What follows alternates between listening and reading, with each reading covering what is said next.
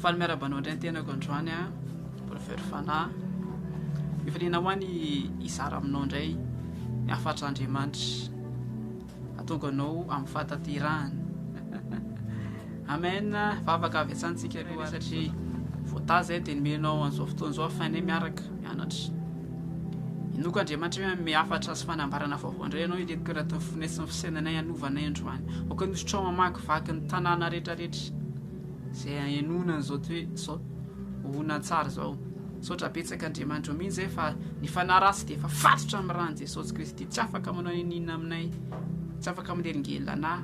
tsy afaka manderingela azy rehetra ieny koa fotoana ienona. Ny anara maheran'i Jesosy Kristy. Saotra betsaka tompo malala ianao manatsahatra ny zavatra rira izay tokony hatsahatra. Ny faneringelenana sy ny fisainana tsy tokony saintsendana fa hifantohana amin'ny tenao. Dia ianao Andriamanitra mifantohana feno an-tsaina avy. Dia fo misokatra sy fanahy mivelatra tsara indray izay afatra avy aminao mba hitombony finoanay sy ny fankatoavanay ianao Andriamanitra. Naran'i Jesosy. Amen. Resakatsika androany dia hoe famantarana hoe mpianatry Kristy ka amakin'ny jaonany toko 7:24 ka hatramin'ny 7:30 tsika. Dia zavatra efa hainareo ihany ilay izy hoe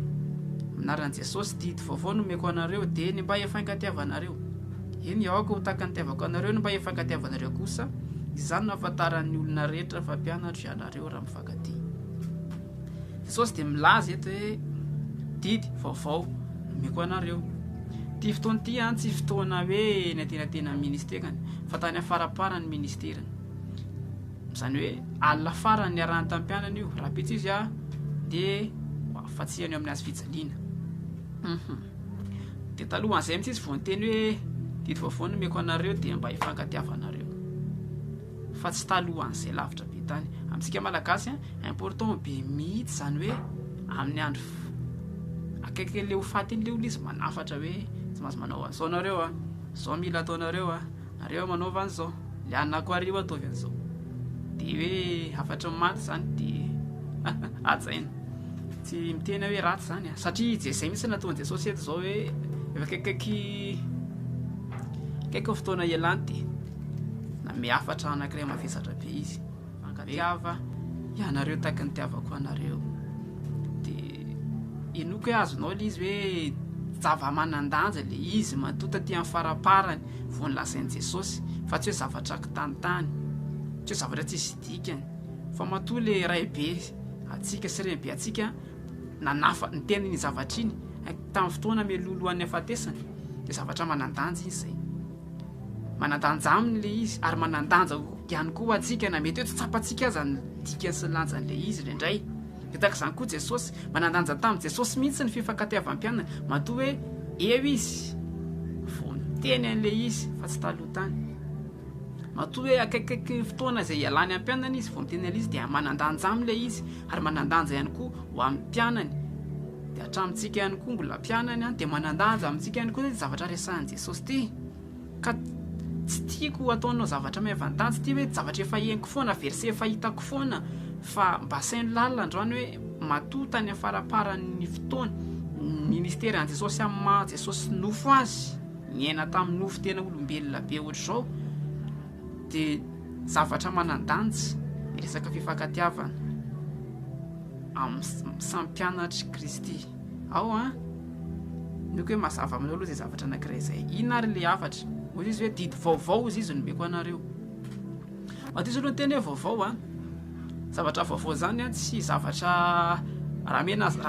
mena kiraro vaovao ianao amin'ny aniversaire anao, tsy ilay kiraronao ataonao alaina dia sasana dia amboamboarina dia atao anaty papier cadeau dia omenanao. Non, tsy izay mihitsy ilay izy. Fa izany hoe didy vaovao izany dia izany hoe zavatra vaovao izany dia zavatra vao vidiana teny an-tsena ilay izy dia natao anaty papier cadeau dia avy eo omenanao. Fa tsy zavatra efa atao aminao tao ihany. Dia tahaka izany koa ty izany hoe tsy hoe mesazy averimberina naverina lazaina fa izy hoe zavatra vaovao. Jesosy tsy hoe disidisykena tenany io fa mety hoe zava-baovao tamin'ireo mpianan'ireo marina angamba izany hoe ny ahafantaran'ny olona anareo inge ka hoe mpianatra ianareo dia nareo mifankatia. Mety hoe ay ve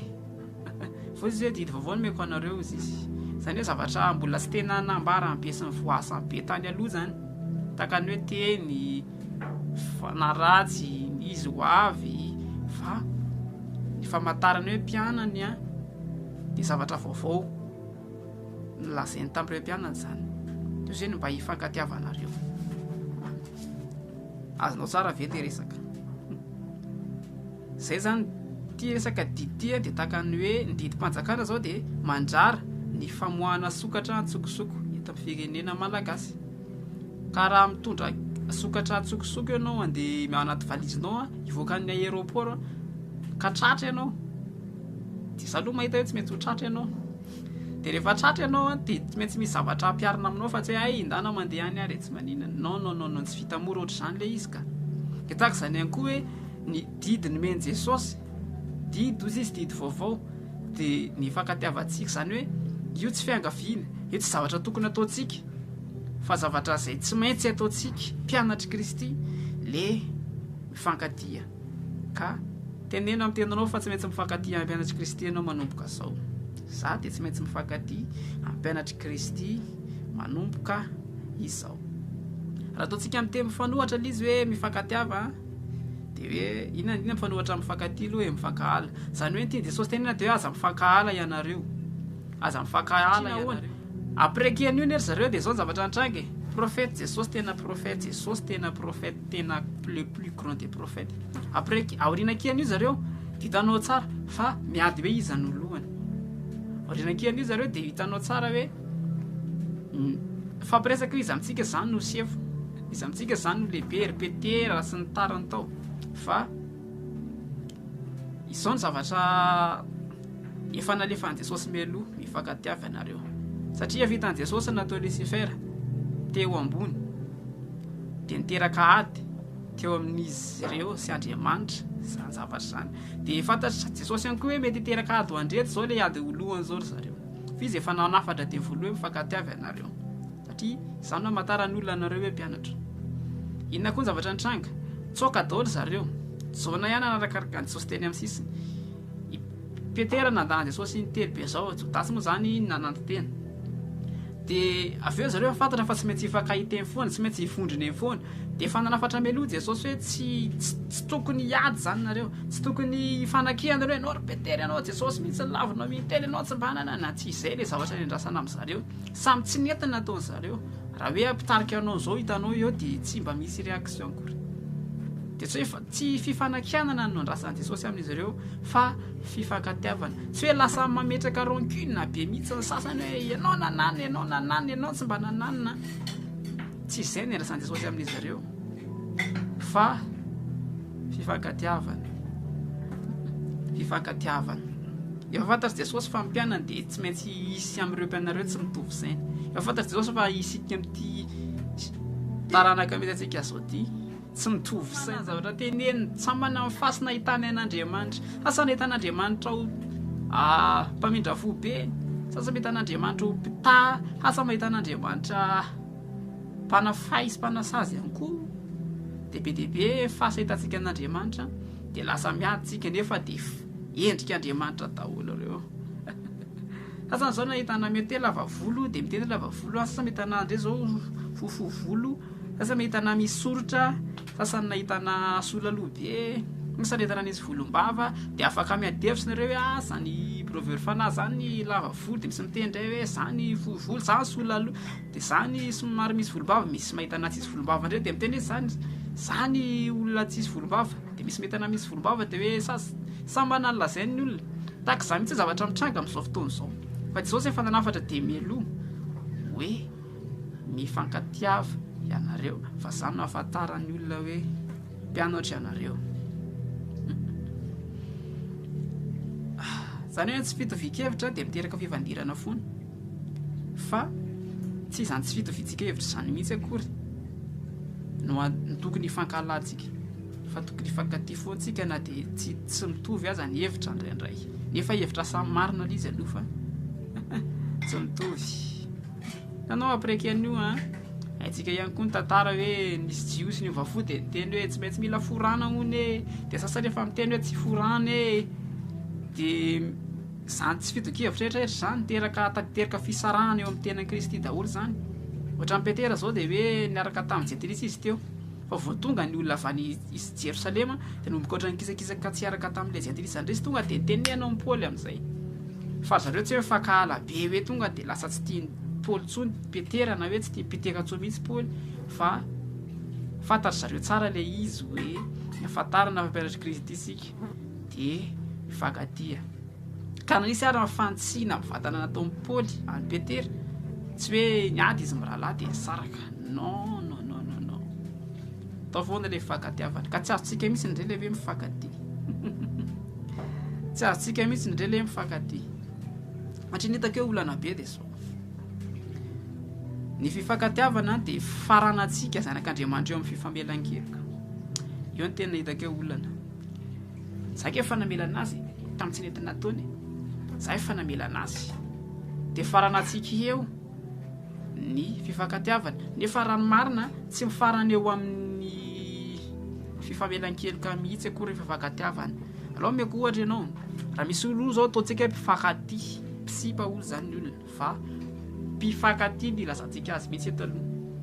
reo mpifankatia reo dia be dia be zavatra ataondreo mifampiresaka reo mifandifa mesazy reo mifampiantso reo mifame cadeau reo mampiaraka reo manana tanjony reo dia tsy haiko izay mbola tsy voatanisako fa tsy hoe nananao tsy netiny ray dia eny mamelaneloko fotsiny dia vita tsy atoko satria ny olona anankiray raha toa Kristy lahy sy vehivavy zao niaraka dia mampirafy amin'izay anankiray dia tratra dia ilay anankiray nahatratra afaka mamela azy fa nandray décision nefa izy hoe za hisaraka aminao ary rehefa misaraka zareo mbola mpifankatia ve ny ilazana tsy mpifankatia mety afaka tsy mifankahala zareo afaka mifamela heloka zareo fa tsy mifankatia intsony ny anarany satria nisaraka ary zareo raha na misy mifandefa mesazy ary mety hoe tsy indraindray miona mety hoe fa tsy ohatran'ny taloha intsony hoe fampisakambina be sy ohatran'izany tamin'ny zareo mbola mpifankatia tena fampisakambina tsy mety misaraka mihitsy nefa be desiny zao raha mbola ireny any zareo hitanao reny fa rehefa nisy fampirafesan'izay dia ny famela heloka zareo fa lasa tsy mpifankatia tsony ka ny olana nefa dia zao ny akamaroan'ny kristianina ny akamaroan'ny mpianatry Jesosy dia jano eo amin'ny fifamelan-keloka rehefa misy ny disadisa fa tsy mitohy intsony any amin'ilay fifankatiavana ka manomboka androany ovay mihitsy ny fisainanao fa ny famelan-keloka dia zavatra kely fotsiny ao anatin'ilay fifankatiavana isika zao mifankatia amin'i Jesosy dia Jesosy mamela heloka antsika zavatra kely ao anatin'ilay fifankatiavana ny resaka famelan-keloka fa tsy hoe raha nanao sy nety taminao ny rahalahinao na ny ray aman-drenao na ny tsy haiko hoe inonanao